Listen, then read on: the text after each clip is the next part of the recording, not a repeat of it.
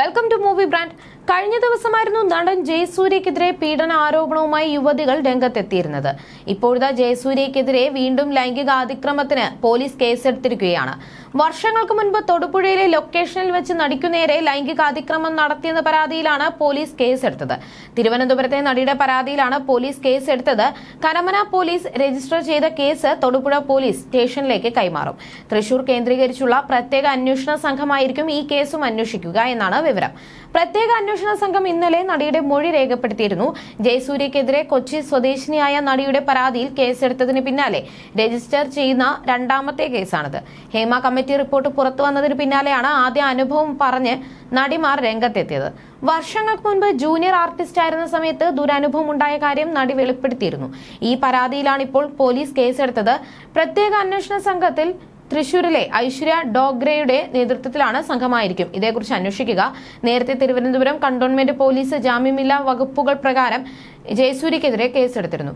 സെക്രട്ടേറിയറ്റിലെ cinema ചിത്രീകരണത്തിനിടെ ശുചിമുറിയുടെ സമീപത്ത് വെച്ച് കടന്നുപിടിച്ച് ലൈംഗികമായി അതിക്രമം നടത്തിയെന്ന കൊച്ചി സ്വദേശിനിയായ നടിയുടെ പരാതിയിലാണ് ആദ്യ കേസ് രജിസ്റ്റർ ചെയ്തത്. IPC 354, 354A, 509 എന്നീ വകുപ്പുകൾ ചുമത്തിയാണ് കേസ്. ലൈംഗിക അതിക്രമം, സ്ത്രീത്വത്തെ അപമാനിക്കാൻ തുടങ്ങിയ വകുപ്പുകൾക്കൊപ്പമാണ് ജാമ്യമില്ലാ വകുപ്പും ചുമത്തിയിരിക്കുന്നത്.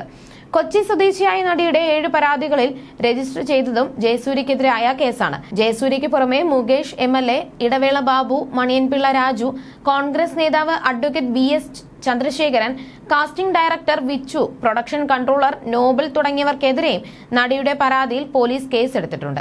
അതേസമയം ജയസൂര്യ ഇപ്പോൾ അമേരിക്കയിലാണ് ഉള്ളതെന്നാണ് വിവരം. കേസിന്റെ സാഹചര്യത്തിൽ ഉടനൊന്നും നാട്ടിലേക്ക് എത്തില്ലെന്നും നാട്ടിലെത്തിയാൽ പോലീസ് അറസ്റ്റ് ചെയ്യുമെന്നും ജയിലിലേക്ക് പോകേണ്ടി വരുമെന്നുമാണ് അദ്ദേഹം അടുത്ത സുഹൃത്തുക്കളോട് പറഞ്ഞതെന്നാണ് വിവരം. അവിടെ നിന്ന് ജാമ്യാപേക്ഷയ്ക്കുള്ള നീക്കങ്ങൾ നടത്തുകയാണെന്നാണ് വിവരം. അതേസമയം ജയസൂര്യയുടെ ഭാര്യ സരിതയുടെയും 20ാം വിവാഹ വാർഷികത്തിലാണ് ഇത്തരത്തിലൊരു വാർത്ത പുറത്തെത്തുന്നത് എന്നതും വലിയ ആഘാതമാണ് ഉണ്ടാക്കിയിരിക്കുന്നത്. കുടുംബത്തിനുള്ളിലും പൊട്ടിത്തെറികൾ നടക്കുന്നതായാണ് ചില റിപ്പോർട്ടുകൾ. എന്നാൽ കേസിന്റെ അന്വേഷണത്തിന്റെ ഭാഗമായി പോലീസ് നിരവധി തവണ കൊച്ചിയിലെ വീട്ടിലേക്ക് എത്തിയെന്നും ഇതേ തുടർന്ന് ആരോടും മിണ്ടാതെ വീടിന് പുറത്തിറങ്ങാതെയാണ് സരിത ഇപ്പോൾ കഴിയുന്നതെന്നുമാണ് ചിലർ പറയുന്നത്. അന്വേഷണ സംഘത്തിന് മുൻപാകെ 7 പേർക്കെതിരെയാണ് നടിയുടെ പരാതി.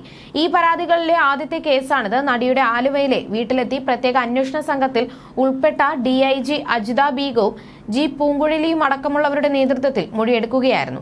നടിയുടെ പരാതിയിൽ ഇടവേള ബാബു, മണിയൻപിള്ള രാജു എന്നിവരടക്കമുള്ളവർക്കെതിരെ ഇന്ന് കേസെടുക്കുമെന്നാണ് സൂചന.